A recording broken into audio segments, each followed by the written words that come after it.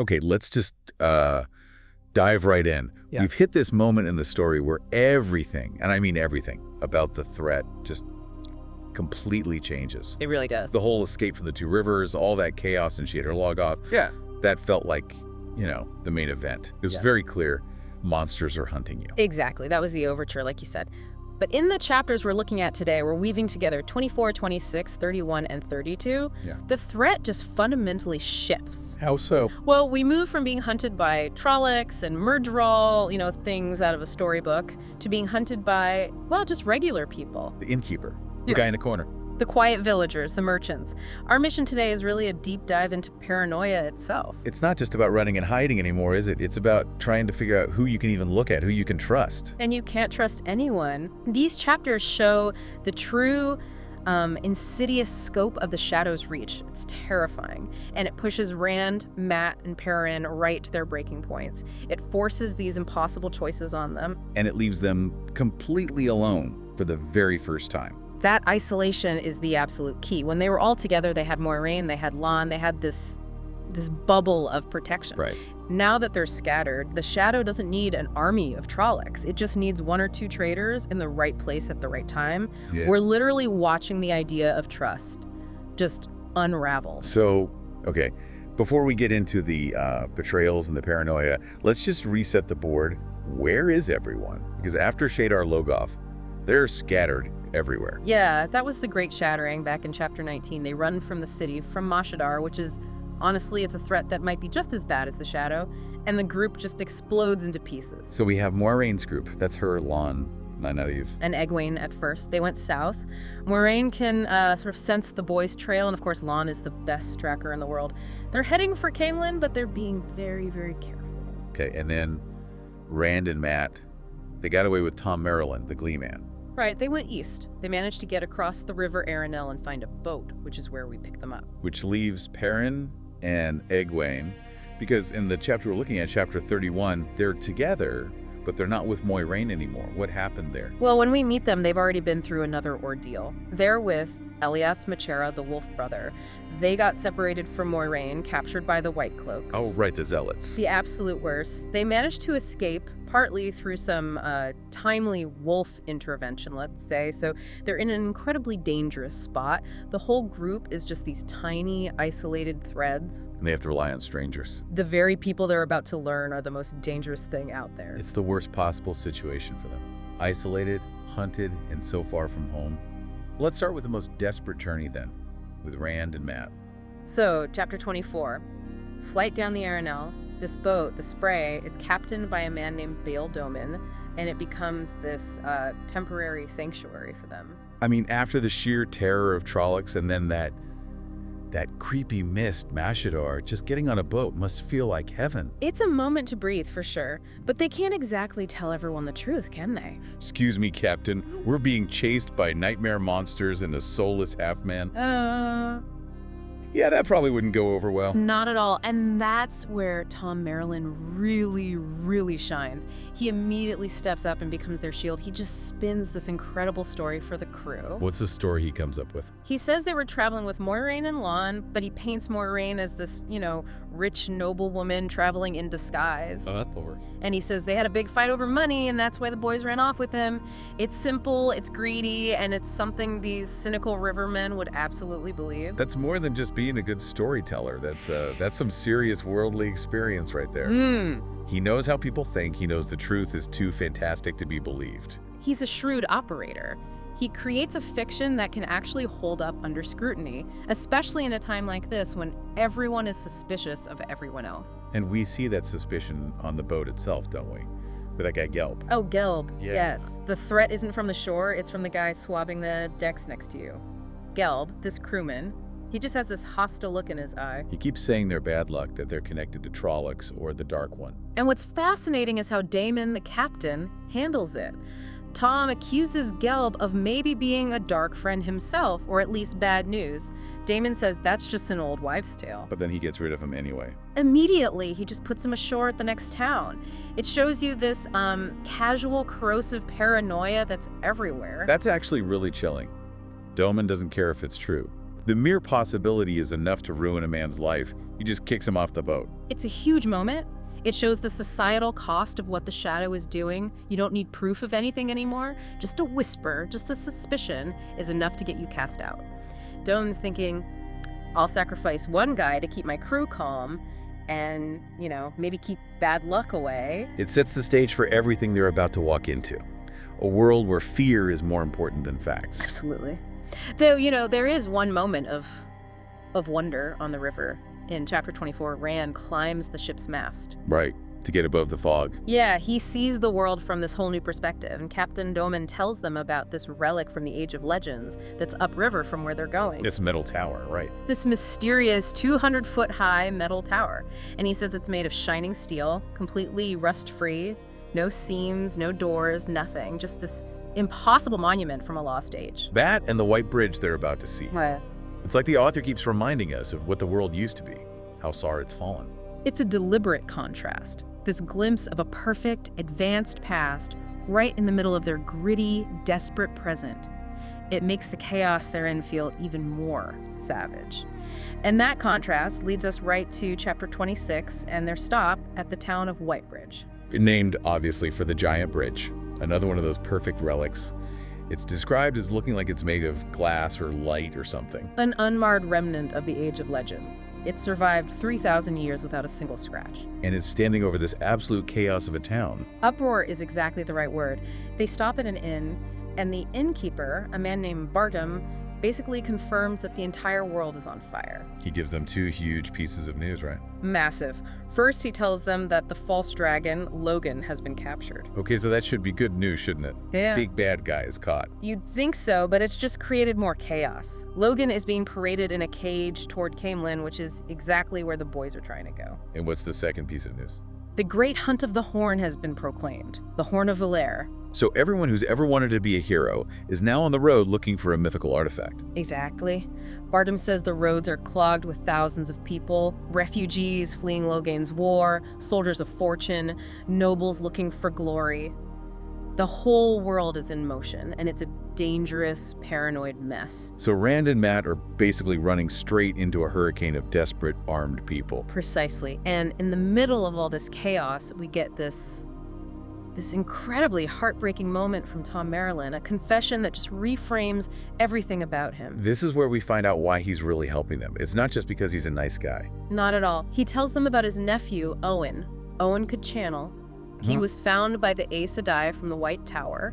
They took him and they gentled him. Which means they severed him from the One Power, stripped him of his magic. And the shock of it, the loss, it killed him. Tom's description of it is just filled with so much bitterness and grief. The Aes Sedai see it as a necessary evil to stop men from going mad with the power.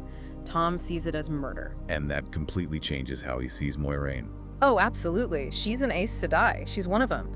To Thom, taking these boys to Tar Valon, to the White Tower, is a fate worse than being caught by a Myrddraal. There's that quote, isn't there? It's so powerful. Yeah, he grabs Rand and says, "You think you know enough about Myrddraal to escape by yourself, do you? You're ready to walk into Tar Valon alone and hand yourself over to the Aes Sedai." Wow, so his whole mission, protecting them, is its redemption.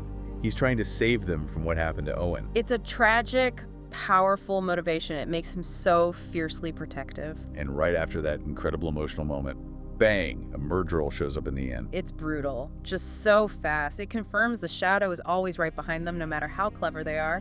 But Thom doesn't even hesitate. He just faces it. He makes a stand. The book says he was flashing off steel, pulling his knives. He attacks the Fade to give Rand and Mat time to run. He sacrifices himself for them, or at least we have to assume he does. He tells them to run, to get to Caemlyn, to find inn called the Queen's Blessing. It's his final act, his ultimate sacrifice. And Rand and Mat have to run, leaving his harp and his cloak behind. They are now truly, completely alone. Their last adult protector is gone. Wow. Okay, after that. That sheer brutality in Whitebridge, let's switch gears. Yeah. Because while Rand and Mat are hitting rock bottom, Perrin and Egwene find something completely different. Yes, this contrast is so important. We pivot from that violence and desperation to this pocket of almost unbelievable peace. Perrin and Egwene have found the traveling people, the Tuathanans. Gankers? Right, and they learn about their philosophy, the way of the leaf. Which is what exactly? It sounds so peaceful. It's a philosophy of absolute, total nonviolence. They won't harm any living thing. They carry no weapons. To them, any act of violence, even in self-defense, just feeds a cycle of evil they want to break. They're on a perpetual search for something they call the song. For Egwene, this must have been like a dream come true after being hunted, captured. It's a balm for her soul. She finds this moment of just uncomplicated joy. She dances with a young tinker named Aram. Yeah, there's that scene where he offers his hands and she just goes with it, spinning around. Yeah. It's the first time in a long time she just gets to be a teenager, not a fugitive. Exactly. She needed that. But for Perrin, it's a lot more complicated. Because he's the one who is grappling with his own violence, the wolf connection. Right. He's learning from Alias how to be a wolf brother, which is bringing him closer to this wild, primal, and frankly, violent nature. And here he is, surrounded by people who find the very idea of a weapon abhorrent. So he has to hide his axe. They have to lie about who they are just to be safe among these peaceful people. The irony is just palpable, isn't it? The way of the leaf is beautiful as an ideal, but it feels so impractical in the world they live in. It's a philosophical bubble, and they are hiding inside it. But the Tinkers aren't just a random encounter, are they? There's a deeper connection to the main prophecy. This is where this story just blows wide open. Rand, the elder of this group, he tells them a story about the Ale. The warrior people from the desert. The ones Lon is supposedly connected to. The very same. Rain says that centuries ago, a dying Ale woman came to them, and she gave them a piece of the dragon's banner. Wait, what? The actual banner of the Dragon Reborn? A piece of it, described as being made from a sword that could not be broken. And this Ale woman told them to care for the spears. Okay, it's a massive revelation. It connects the pacifist Tinkers with the hyper-violent Ale warriors and the central figure of prophecy, the Dragon Reborn. Think about that instruction. A people who have sworn off all violence are told to care for the spears. It's this incredible thematic clash. It suggests that everyone has a part to play, whether they want to or not. That's the great pattern at work. It's showing us that no one is truly outside of it. Even this isolated, peaceful group is woven directly into the main conflict. But their time in this peaceful bubble doesn't last, does it? No. They have to run again, and this time it's not Trollocs they're running from, it's the White Cloaks. The Children of the Light. Then there's that irony again. They have to flee from the monsters of the shadow and also from the fanatics who claim to serve the light. It just highlights how complex the idea of danger is in this world. The shadow is one kind of evil, but the White Cloaks represent another. This dogmatic, fanatical certainty that can be just as deadly. Especially for someone like Egwene, who might be a channeler, or Perrin, with his wolf secret. To the White Cloaks, they're Darkfriends, plain and simple. Exactly. So they have to leave that sanctuary and run back into the wilderness, still hunted from all sides. Which brings us back then to Rand and Mat. They're alone, they're grieving Thom, they're desperate. And this is where we get Chapter 32, 4 Kings in Shadow. Yeah, this is where that theme of paranoia becomes very, very real. They have nothing, they've lost their guide, their money, everything, and they're forced to perform on the street just to get enough money for a meal. Mat juggling, Rand playing the flute. Play for your supper. It's so humiliating. I mean, can you imagine? These kids from a quiet, respected family are now basically beggars. It's a total fall from grace. And they end up at this inn, the Nine Rings, in a little village called Four Kings, and this is where they meet the new face of the enemy. Not a monster, a man. Just a man. Howl Goad, this guy in a nice velvet cloak, and Hake, the innkeeper. Rand is watching them, and he sees them talking quietly with the inn's bouncers, Jack and Strom. And he just knows. He puts it together. He realizes with this cold, sinking feeling that these normal people, the innkeeper, his staff, this well-dressed traveler, they're hunting them. The Darkfriend network is no longer a concept. It's right there in front of him. This is the absolute core of it, isn't it? The idea that anyone can be a Darkfriend. Why is that so much scarier than a Trolloc? Because a Trolloc is, well, it's a monster. You know it when you see it, you can fight it, you can run from it, it's an external threat. But a Darkfriend? A Darkfriend is your neighbor, the person pouring your drink, the person who smiles at you on the street. They look just like everyone else. They're a cancer inside society. You can't see it until it's too late. Exactly. The shadow isn't some distant army anymore. It's a poison that has infected everything. And for the boys, it means their one advantage, being anonymous, is completely gone. So how do they figure out it's a trap? Well, Goad offers them a place to sleep for free in a back storeroom, out of the way. The classic trap. It's the classic trap. And when they try to sneak out later, they find he's barred the window and nailed the shutters closed. And the confrontation is it's pure desperation. Rand grabs a crowbar. A farm tool? A farm tool. His last connection to his old life, and now he's using it as a weapon. He smashes it against the bars to make a racket, and they barely manage to escape into the night. And they get help from a farmer, right? A man named Bunt. Yes, but even he is reluctant. He pulls them onto his cart, but he's terrified, and he says this thing that just sums up the whole era. What does he say? He says, I don't know what you're running from, and I don't want to. I have a wife and children. You understand? It's hard times for helping strangers. Wow. Even basic human kindness is too risky now. Everyone is just trying to protect their own. It's the total breakdown of community trust.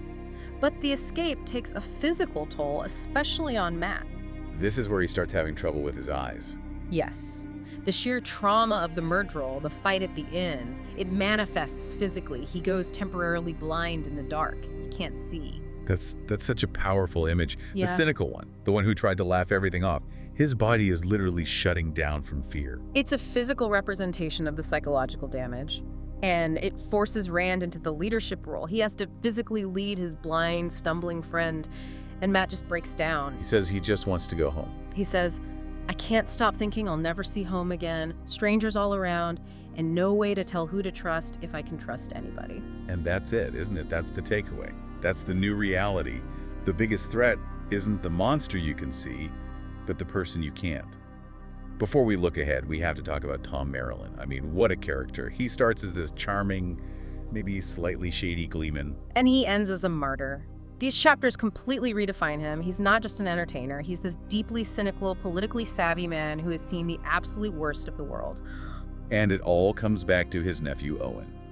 That story just explains everything about him. His distrust of the Aes Sedai, his need to protect these boys. It's all a second chance for him. It's his chance at redemption. He failed to save Owen from the White Tower, and he will die before he lets that happen to Rand and Matt. He has that warning about them, doesn't he? He does. He tells them, trust Aes Sedai, boy, and you'll wish you were dead. He says the price of their help is always smaller than you can believe, always greater than you can imagine. Which casts everything Moiraine is doing in a much more sinister light, even if her intentions are good. Thom only sees the human cost. He knows how power works. He was a court bard. He's been in the halls of power. He knows that great causes have a way of crushing small people. And his sacrifice at Whitebridge, facing a murderer with nothing but knives. That's the ultimate expression of his commitment. He dies to keep them free from Tarvon. And the tragic irony is that his final act, telling them to go to Caemlyn, to the Queen's blessing, is the very thing that sends them running right into the heart of politics and Aes Sedai influence. His death is devastating. It leaves them completely exposed. But it also gives them their one and only goal: get to that inn. So if we pull it all together, here's where we are. Perrin and Egwene are on the run from the White Cloaks. They've just learned they're connected to this huge ancient prophecy involving the Ale and the Dragon's Banner, and Perrin is just beginning to understand what it means to be a wolf brother. Then there's Rand and Matt. They are just trudging towards Caemlyn. They have a price on their heads, and they're navigating this world where literally anyone could be a Darkfriend waiting to turn them in. Rand is having to physically lead Matt, who is traumatized and half blind. The paranoia isn't a theory anymore, it's their reality. Like Matt said, there is no way to tell who to trust. The Shadow's grip isn't just in the scary forests anymore. It's in the villages, the inns. It's everywhere. And their destination, Caemlyn, is the capital city of Andor. It's the seat of Queen Morgase and her very powerful, very political Sedai advisor, Eleda. So they're not running to safety. They're running into a political hornet's nest. Thom told them to find safety at the Queen's Blessing Inn. But given everything that's happening, the false dragon, the great hunt, the powerful Aes Sedai who are already there, you have to ask a very big question. Are they walking into a sanctuary? Or are they walking right into another more complicated trap? A trap woven by the White Tower itself. They're fugitives, and the reward for their capture must be enormous. They're walking into the one place where they're most likely to be found, and where the consequences of them being found could change the fate of a kingdom. The journey so far taught them about monsters. This part taught them about people, about betrayal. And that's the real cost, isn't it? Now that they know a dark friend can be anyone, the innkeeper, the merchant, the friendly farmer, how can they ever trust a helping hand again? They've gone from trusting everyone in their village to trusting absolutely no one. The true weapon of the shadow isn't a sword, it's doubt. Exactly. If every smiling face might be a trap, then their isolation is absolute. The shadow has already won the battle for their peace of mind. The ability to tell friend from foe, it's just gone. A truly chilling thought to leave everyone with. Our heroes are staggering toward the lights of Caemlyn, hoping for a blessing, but probably walking right toward the next traitor.